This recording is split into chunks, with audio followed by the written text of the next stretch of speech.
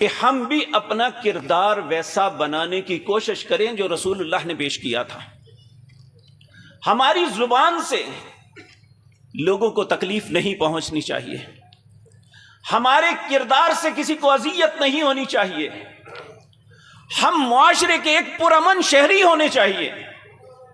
رسول اللہ کی سیرت کا سب سے پہلا سبق جو مجھے اور آپ کو ملتا ہے وہ یہی ہے۔ اگر ہماری زندگی میں یہ دو چیزیں نہیں ہیں تو ہمارا آپ کی رسالت کو تسلیم کرنا ایک دعویٰ ہے، اس میں سچائی کوئی نہیں ہے۔ ان الحمد للہ نحمده ونستعینه ونستغفره ونعوذ باللہ من شرور انفسنا ومن سیئات اعمالنا من يهده الله فلا مضل له ومن يضلل فلا هادي له وأشهد أن لا إله إلا الله وحده لا شريك له وأشهد أن محمدا عبده ورسوله أما بعد فإن خير الحديث كتاب الله وخير الهدي هدي محمد صلى الله عليه وسلم وشر الأمور محدثاتها وكل محدثة بدعة وكل بدعة ضلالة وكل ضلالة في النار۔ رب اشرح لي صدري ويسر لي أمري واحلل عقدة من لساني يفقهوا قولي۔ أعوذ بالله السميع العليم من الشيطان الرجيم، بسم الله الرحمن الرحيم۔ لقد كان لكم في رسول الله أسوة حسنة لمن كان يرجو الله واليوم الآخر وذكر الله كثيرا۔ میری جماعت کے معزز و محترم علماء کرام اور عزیز سامعین کرام، آج جس مجلس میں میں اور آپ حاضر ہیں اس کا ٹائٹل اور عنوان یہ ہے سیرت تاجدار انبیاء صلی اللہ علیہ وسلم۔ اس موضوع پہ ہمارے ذیشان علماء آپ کے سامنے تفصیل کے ساتھ گفتگو کریں گے۔ میں ابتداً چند باتیں اپنے اور آپ کے لیے نصیحت کے عرض کرتا ہوں کہ جب دنیا کے کسی انسان کی سیرت بیان کی جائے تو اس کا مقصد اس کی تعریف ہوتا ہے، لیکن جب رسول اللہ کی سیرت بیان کی جائے تو اس کا مطلب قرآن کی آیات ہوتا ہے، کیونکہ سیدہ عائشہ طیبہ طاہرہ سے پوچھا تھا کسی نے کہ اماں جان رسول اللہ صلی اللہ علیہ وسلم کا خلق کیا ہے، تو انہوں نے کہا بیٹے تو نے قرآن نہیں پڑھا؟ تو مجھ سے قبل جو سورت فاتحہ سے لے کر والناس تک سورت فاتحہ کا تذکرہ کر رہے تھے، 114 سورتوں کے اندر جتنے اخلاق ہیں، جتنی سیرت ہے، یہ ساری رسول اللہ صلی اللہ علیہ وسلم کا عمل ہے۔ اللہ نے یہ نازل کیا اور ہمارے لیے لائحہ عمل بنا دیا۔ اور یہ بات یاد رکھیں کہ آپ نے آج کے رات نیند کو ضائع کرنا ہے، لیکن اسے ضائع تب ہوگی اگر ہم ان باتوں کو بطور کہانی سنیں گے۔ اگر ہم رسول اللہ صلی اللہ علیہ وسلم کے اعمال اور افعال کو بطور سبق سنیں گے تو ہماری زندگی میں خوشیاں بھر جائیں گی۔ ہم اگر ان پہ عمل کریں گے تو ہمیں دنیا میں عزت ملے گی۔ تو جو بھی سیرت کی بات سنیں اس لیے سنیں کہ نبی کریم صلی اللہ علیہ وسلم کے متعلق اللہ نے ہمیں حکم دیا تھا، لمن کان یرجو اللہ والیوم الآخرہ، جو اللہ سے ملاقات کی امید رکھتا ہے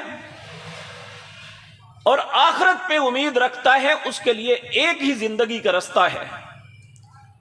لقد کان لکم فی رسول اللہ اسوۃ حسنہ، وہ رسول اللہ صلی اللہ علیہ وسلم کو اپنا لائحہ عمل اسوہ بنا لے۔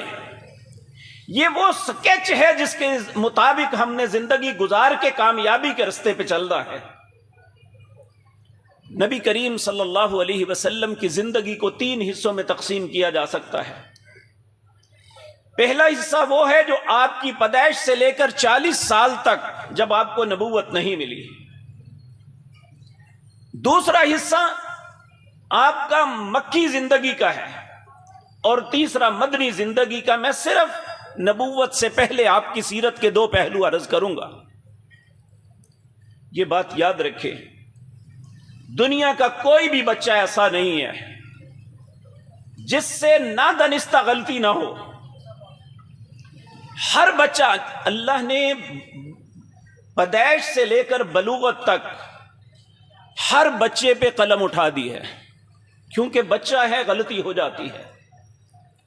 لیکن جب ہم رسول اللہ کے بچپن کی سیرت کا مطالعہ کرتے ہیں تو ہمیں آپ کے بچپن میں بھی خوبصورتیاں نظر آتی ہیں، غلطی نظر نہیں آتی۔ دوسری زندگی انسان کی جوانی کی ہوتی ہے، جو 14-15 سال سے لے کر 30 سال تک ہے۔ اس میں انسان کہتا ہے جوانی مستانی ہے، لا ابالی پن میں انسان نہ معلوم کیا کچھ کر جاتا ہے۔ قیامت کے دن اسی جوانی کے متعلق اللہ نے پوچھنا ہے، میں نے تجھے جوانی دی، کہاں غرق کی؟ اگر رسول اللہ کی جوانی دیکھتے ہیں، نہ آپ کی آنکھ نے کبھی خیانت کی، نہ آپ کی زبان نے کسی کو تکلیف پہنچائی، آپ ایک قوت اور طاقت رکھتے ہوئے کسی کو ہاتھ سے اذیت نہیں دی۔ اور سب سے بڑی بات، خوبصورتی ایک ایسی چیز ہے جو انسان کو کسی نہ کسی قباحت میں مبتلا کر دیتی ہے، لیکن رسول اللہ ساری دنیا سے خوبصورت ہونے کے باوجود آپ کی جوانی میں کوئی قباحت نہیں۔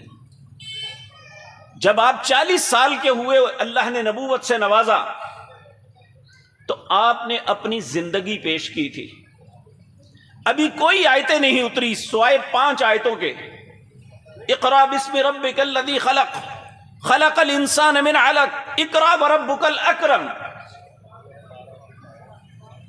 یہ 5 آیتیں اتری تھی تو نبی کریم نے لوگوں کے سامنے کہا، اگر میں تمہیں کہوں کہ اس پہاڑ کے پیچھے ایک فوج ہے جو ابھی حملہ کر دے گی، تو میری بات مانو گے؟ ہاں، اس سے پہلے آپ نے کہا میں نے 40 سال تمہارے اندر گزارے، میرا بچپن بھی تھا، جوانی بھی تھی، میرے متعلق کیا خیال ہے؟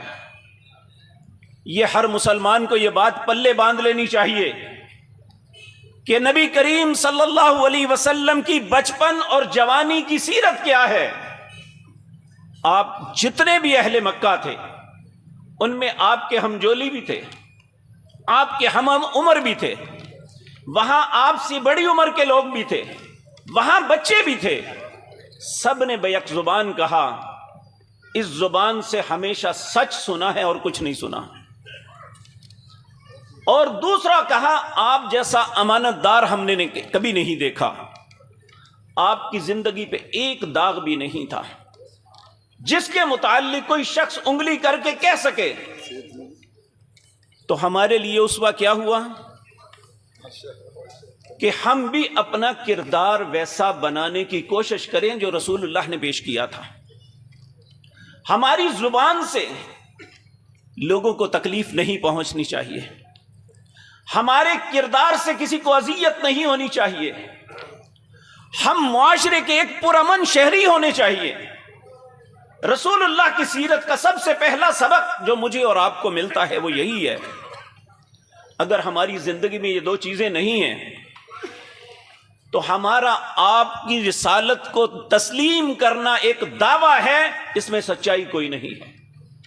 اگر ہماری زبان میں صداقت نہیں، اگر ہمارے کردار میں امانت نہیں ہے، تو پھر یاد رکھیں اس نبی کے ساتھ ہم میل ہی نہیں کھاتے۔ تو سب سے پہلی بات آج کی اس مجلس میں میرے لیے اور آپ کے لیے سبق یہ ہے کہ ہم ان دونوں باتوں کا لحاظ رکھیں۔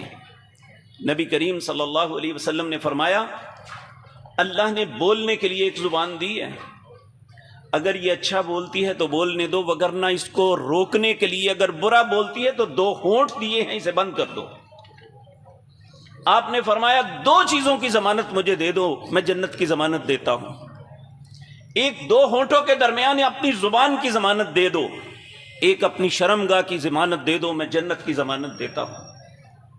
تو میرے بھائیوں، سیرت کے جلسے دوسروں کا مذاق اڑانے کے لیے نہیں، کہانی سننے کے لیے نہیں، مزہ اور لطف اٹھانے کے لیے نہیں، یہ ایک نصیحت کے لیے ہے۔ نبی کریم صلی اللہ علیہ وسلم کی زندگی کا ایک ایک پہلو ہمیں سبق دیتا ہے، اور آپ کی زندگی کا مقصد جو اللہ نے بیان کیا وہ یہی ہے کہ آپ هو الذی بعث فی الامیین رسولا منہم یتلو علیہم آیاتہ ویزکیہم۔ آپ ہمیں پاک کرنے کے لیے آئے تھے۔